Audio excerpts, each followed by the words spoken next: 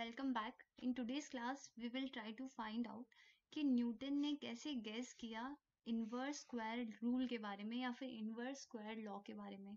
अब ये inverse square law है क्या, वो भी थोड़ा सा देख लेते हैं। जब हमने यूनिवर्सल लॉ ऑफ ग्रेविटेशन का डेरिवेशन निकाला था उस टाइम पे हमने फॉर्मूला देखा था। जो हमारे पास फॉर्मूला आया था that was F is equals to G m1 m2 and square of distance. तो ये फॉर्मूला हमारे पास आया था जिसमें बहुत सारे बच्चों को कंफ्यूजन थी कि यहाँ पे सिर्फ सिंपली d क्यों नहीं लिया गया, why it is taken as square of distance. तो ये बच्चों को बहुत ज्यादा कंफ्यूजन थी। तो बच्चों ये जो स्क्वायर ऑफ डिस्टेंस लिया गया है is inversely proportional to f, इसी चीज को बोला जाता है इनवर्स स्क्वायर लॉ। इनवर्स क्यों? Because force is inversely proportional to the square of distance. तो इसी लॉ को, इसी रूल को बोला जाता है इनवर्स स्क्वायर लॉ। तो न्यूटन ने कैसे गैस किया इस इनवर्स स्क्वायर लॉ के बारे में, वो आज के सेशन में हम देखने वाले हैं। और यहाँ पे डिस्टेंस का स्क्वायर क्यों लिया जाता है वो भी हम देखने वाले हैं। तो केपलर्स के 3 लॉ थे प्लैनेटरी मोशन से रिलेटेड। उसमें से जो थर्ड लॉ था दैट वाज वेरी हेल्पफुल। उसी थर्ड लॉ की मदद से ये हमारी जो डेरिवेशन आती है, जो हमारा फॉर्मूला आता है that is square of distance. कैसे आता है वो भी आज हम फाइंड आउट करने की कोशिश करेंगे। तो यहाँ पे सपोज दिस इज सन, ये है हमारा सन, और यहाँ पे हमने कंसिडर किया दिस इज हमारा प्लैनेट। यहाँ पे हमारा प्लैनेट है और ये है हमारा सन। ठीक है, अगर हम यहाँ पे डिस्टेंस कंसिडर करें इस सन से इस प्लैनेट का जो डिस्टेंस है दैट इज आर। ठीक है, डिस्टेंस क्या होगा हमारा आर होगा। अभी हम इस प्लैनेट की वेलोसिटी की अगर हम बात करें तो ये प्लैनेट की वेलोसिटी जो है that will be considered as v। लेकिन यहाँ पे बच्चों velocity is a vector quantity, हमने पढ़ा है velocity is a vector quantity, यानी कि ऐसी क्वांटिटी जिसकी मैग्नीट्यूड प्लस डायरेक्शन दोनों चीजें होती है, राइट। तो यहाँ पे क्या होगा, हर पॉइंट पे वेलोसिटी जो है हर पॉइंट पे ये प्लैनेट क्या करेगा, अपनी डायरेक्शन चेंज करेगा। हर पॉइंट पे उसे अपनी डायरेक्शन चेंज करनी पड़ेगी। दैट मीन्स यहाँ पे वेलोसिटी जो है वो चेंज हो रही है। Velocity is changing. वेलोसिटी क्या हो रही है, चेंज हो रही है with respect to time, and this change of velocity with respect to time is known as acceleration बच्चों।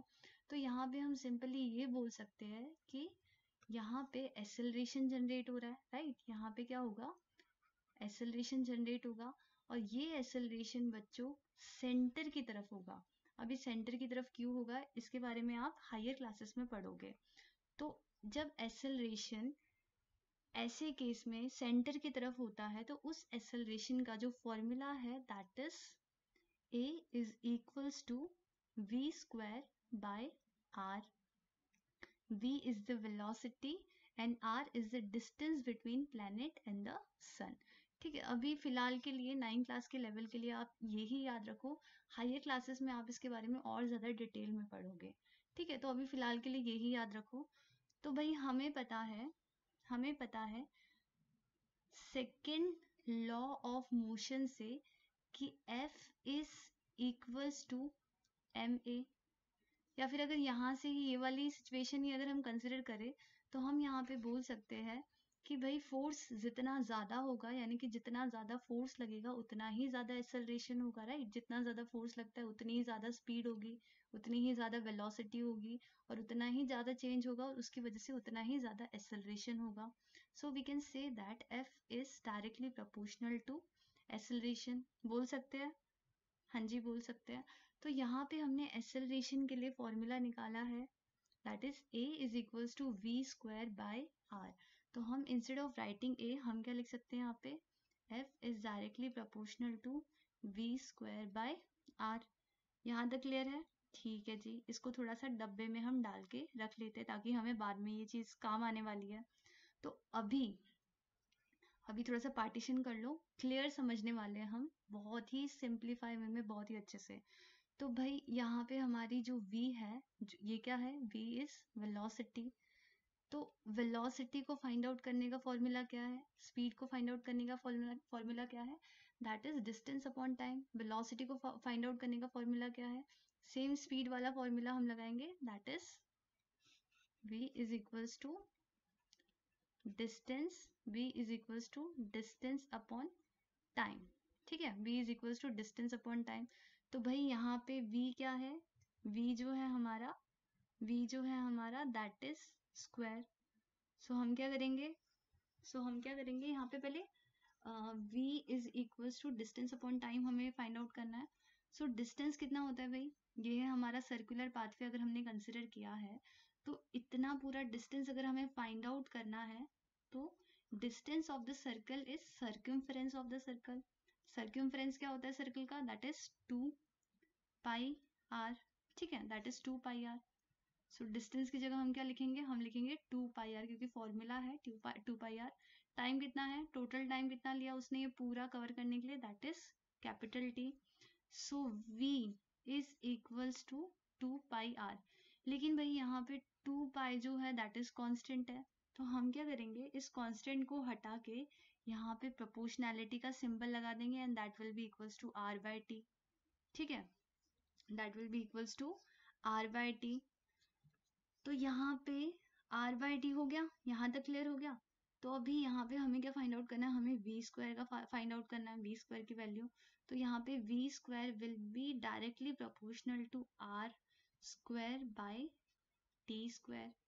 ठीक है जी, यहाँ तक क्लियर हो गया, हमें यहाँ तक समझ में आ गया। तो भाई अभी हम क्या करेंगे, हम यहाँ से t की वैल्यू भी फाइंड आउट करेंगे। तो हमें पता है r cube is directly proportional to t square. So r cube is equals to constant t square. So t square will be equals to r cube by k। लिख सकते हैं, right, ये भी लिख सकते हैं हम। तो हम क्या करेंगे, हम यहाँ पे सिंपली t की जगह हम ये वाली वैल्यू जो है वो पुट कर देंगे। सो करके देखते हैं बच्चों, v square is directly proportional to r square k by r cube. कैसे आया, समझ में आया कैसे किया हमने। So that will be equals to, ये हमारी जो है वैल्यू आ जाएगी। सो v स्क्वायर, क्योंकि ये जो है हमारा दैट इज कांस्टेंट है, तो इसको हम क्या करेंगे, प्रोपोर्शनैलिटी में ही लिखेंगे, r square by r cube. इतना आ गया हमारा। तो इसको हम और कैसे लिख सकते हैं, v square is directly proportional to, ये कैंसिल आउट हो जाएंगे, ये कैंसिल आउट हो जाएगा, that means v square is directly proportional to 1 by r। ठीक है, ये हमारी वैल्यू आ गई v स्क्वायर की।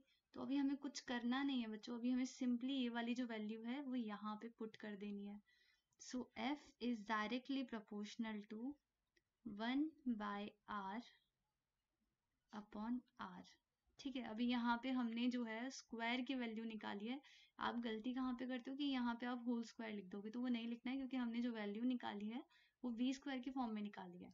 सो f is directly proportional to, क्या हो जाएगा, that will be 1 by r into 1 by r, that means f is directly proportional to 1 by r square, or you can write it as f is directly proportional to 1 by d square।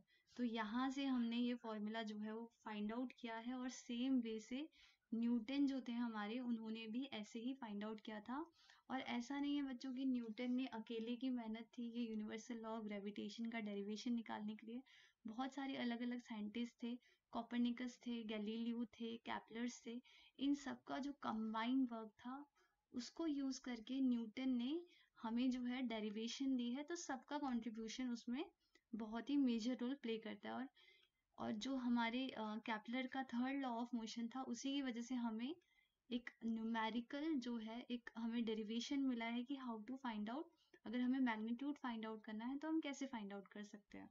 So I hope आपको clear हुआ होगा। In case अगर आपको कोई भी doubt है, so let me know in the comment section. Thank you guys.